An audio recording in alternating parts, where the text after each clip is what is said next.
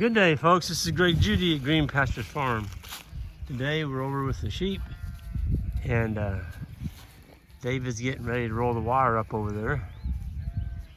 And we've got a couple guardian dog puppies here. We just brought them over to get them acclimated to the older dogs. You don't want to just turn your puppies right in with the older dogs. They need to sniff each other for a while. The older dogs are so much more dominant that they'll whip your puppies, and sometimes the puppies will actually take off. And I made that mistake several years ago, and luckily we got the pups back. But they traveled. They went almost a half a mile. And so we don't make that mistake anymore. But they're broke to hot wire now. They know how to eat out of the feeder over there. And they're just wonderful pups. These two are already sold, so don't be emailing me about puppies.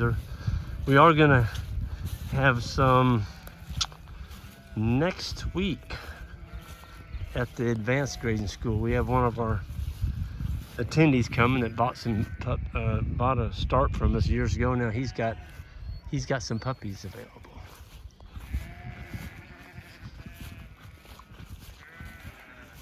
If you're interested in them, email Jan on our website, greenpasturesfarm.net. I know there's several of them's already been spoken for. But this is our guardian dog feeder. You see the sheep, they love rubbing on it.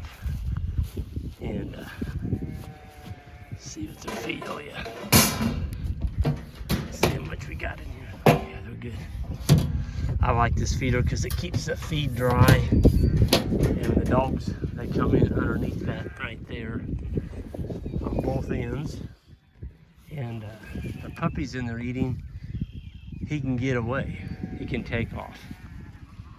And David's rolling up the wire right now.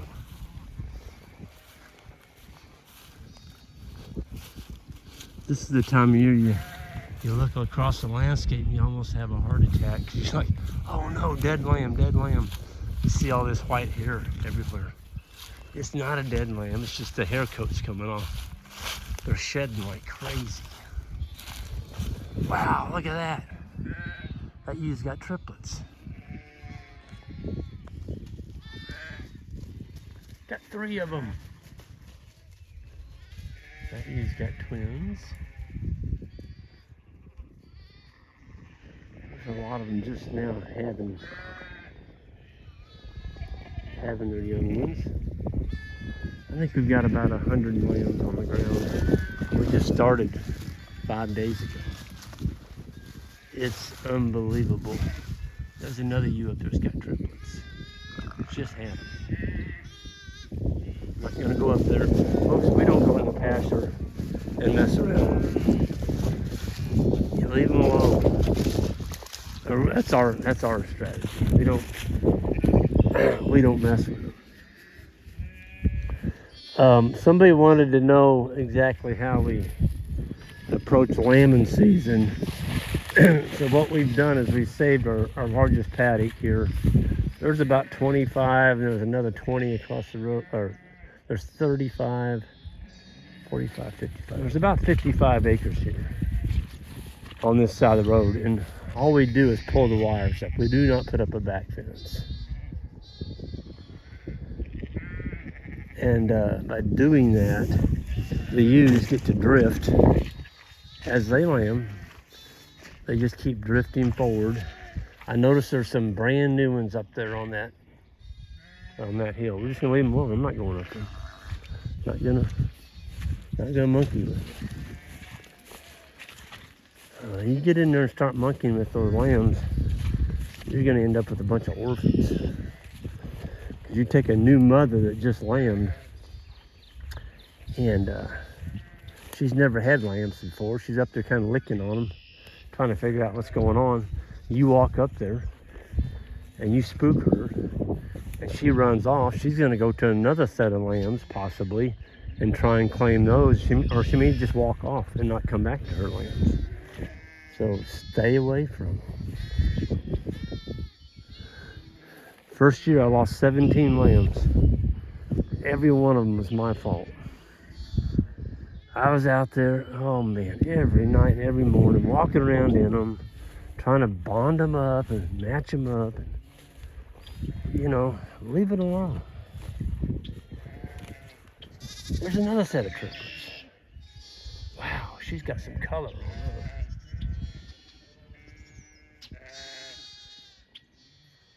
There's a brown one with a little white spot on his head. There's another spotted one. You get those triplets like that, it sure makes up for the ones that have singles. Last year we averaged 2.05 straight across on every ewe. I've already spotted, and there's another set of triplets. There's one, two, I've already spotted 3 sets of triplets this morning. That's crazy. I love it. These ewes are lambing in really good grass, you notice? That's good grass. It's 10 inches high, there's clover in it. There's a little remnant of broom sedge up on that ridge. That reminds me of what this whole bottom looked like when we leased this farm. It was solid broom sedge, and now it's not. But it did take time, and it took some amendments, primarily lime and some phosphorus. Folks, right now, I would not be putting down any phosphorus. You know, chemical fertilizers are extremely expensive. Gotta wait till things shake out, and I don't know what normal is anymore, but you know, you can't pay $1,300 to $1,500 a ton for phosphorus and expect that to work. It's gonna be pretty pricey. I think the prices will, you know, we gotta, you know, I don't want to get political, but we have got to figure out something on this fuel. I mean, we're at $6 now for diesel fuel, and that's going to affect everybody. The truckers, of course, the farmers that raise our food for the whole world. The farmers are hurting. I mean, I just read an article yesterday in Brazil, the leading soybean producer in the world, Brazil is, and they can't afford fertilizer. It's too expensive.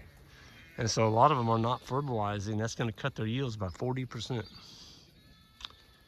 So everybody living in the big towns that are dependent on farmers to feed them, and you have a 40% reduction in your harvest, that's going to leave a hickey.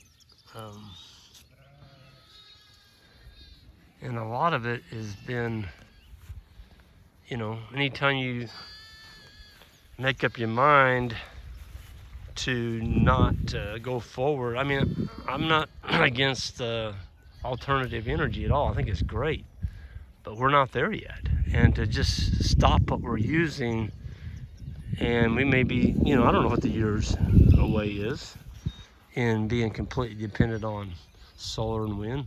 I don't know. I'm not into that industry, but I can tell you this, it's not going to be tomorrow. It's not going to be next year. It may not be in the next 10 years. And if people can't eat because there's no food, because they don't have any fuel, it takes natural gas to produce fertilizer. Yeah. More people need to be looking at regenerative agriculture for sure. But a lot of these big farmers that are farming, you know, 10 to 15,000 acres, or 20,000, they're not equipped to do it, you know, and they're going to keep doing the way they've been doing, and we're going to feel the effects of that, I'm afraid. Boy, that ewe there is just fat. I bet you she's got triplets in her. So, yeah, regenerative agriculture, capturing solar energy, the green leaves. I think that's a good way of doing things, especially in today's environment where all you hear is, you know, how bad it's going to get, and is getting. I think the food scene could get kind of itchy, And that's why we're seeing a lot of people. I mean, I'm getting emails every day now, numerous emails from people all over the United States and even overseas. They're going back to the land, and they may only have 5 acres or 10 acres or 20 acres, but they're not in it for the money. They're in it for food security. They want to have something to feed their families, and I think that's a great strategy. I mean, to me, food preservation is everything. If you can't feed yourself, you are dependent on that grocery store, and you go in there to get groceries and there's none on the shelves, what are you going to do?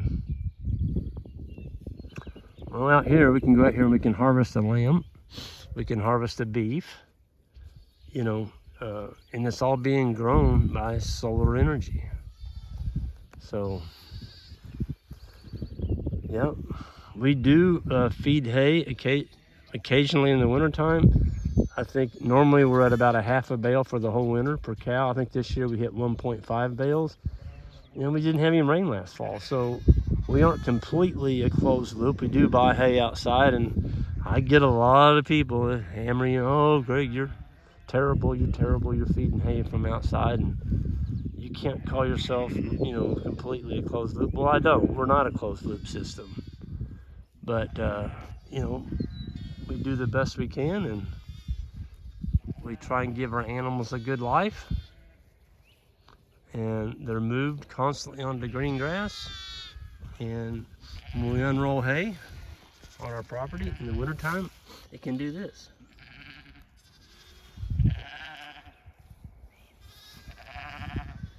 And the beautiful thing about the sheep is this paddock actually had cattle on it. You can put both cattle. We run the cattle first and then the sheep. So you're getting 2 species on one pasture. And the sheep, they do a really good job of soaking up the parasites. In fact, the cows soak up the sheep parasites. So they act as vacuum cleaners for each other. But back to our lambing strategy. So we were, basically this pasture that we're on, we tried to give it around 50 days before we came back here. So it was clean. We like to lamb on clean pasture. And I have folks saying, well, in the springtime, we're trying to keep the sheep moving. We don't want to really feed hay. And if we feed hay, we feel like we can slow them up a little bit, but then we lose animal performance because the sheep, fall off in the weight right before they lamb, and you don't want them doing that. All I can say is our stockpile's gotten better over the years. We can winter these sheep without any hay now. And folks, if you're looking for an animal to start with on your farm, and it's a smaller farm, these are your ticket right here. These are your ticket. These will clean your farm up. They'll clean the brush off. They'll make you some money. They'll provide some food for your family. And if one of them dies, you haven't lost $2,000 to $3,000 like you have with a cow. So I get a little concerned when I hear people talking about a specialty type breed, like, oh, this $100 an ounce or $100 for a steak. The breed, I won't even say it, but folks, I've had 3 people who've lost their farms over that. They sold their cows, what they had, and they went and bought the specialty breed, trying to get that $100 steak, and they went broke because the cattle did not perform. So be careful. If it sounds really good to be true, it might be. Something that's really too good to be true, there might be something you want to investigate. These things here, they shed off you. There's no shearing, there's no tail docking, there's no hoof trimming, no worming. We've never wormed a sheep on this farm. And these are St. Croix sired Katahdin Florida native crosses. They just do it. They just do it. And it's funny, we sold them to people, and people have said, well, we've got the sheep, but what else? Is there something else we need to be doing? I'm like, no, just move them. Just move them.